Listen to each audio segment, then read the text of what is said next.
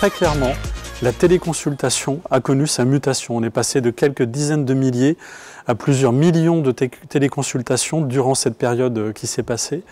Il y a d'autres secteurs dans l'usage de la donnée. On l'a vu par exemple avec maladie coronavirus, 13 millions de visiteurs à date, c'est juste colossal dans le numérique en santé. Les gens sont prêts à donner de la donnée dès lors qu'on leur rend un service en retour.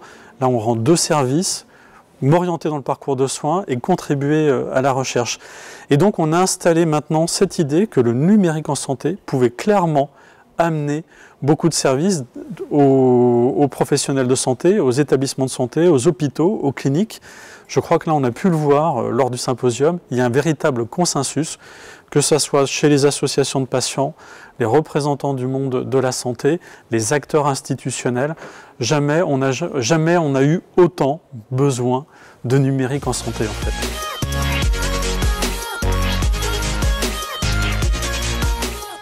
À la question de la donnée. On l'a vu, il y a eu un avant et un après. Tout d'un coup, avec la Covid, on s'est posé la question de où sont nos données de santé. Sont-elles en France? Sont-elles à l'étranger? Alors nous, on en gère un certain nombre, chez DocaPost, 45 millions dans nos data centers souverains en France. Et pour autant, il y a encore beaucoup à faire aujourd'hui. Et on le voit, on est au début de cette histoire avec Gaia X. Clairement, DocaPost est particulièrement engagé au niveau français et européen sur cette question.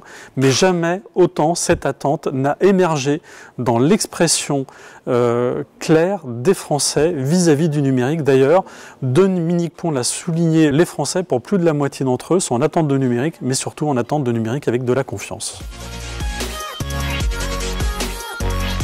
Très clairement, il y a une phrase qui m'a marqué, ne pas oublier les oubliés du numérique. On a mis en avant toute cette vision de la réconciliation des trois sphères, médicale, médico-sociale et patient avec l'aide du numérique. Mais pour autant, il faut que ça soit vraiment au service de la population, des citoyens, le numérique au service d'eux et pas l'inverse.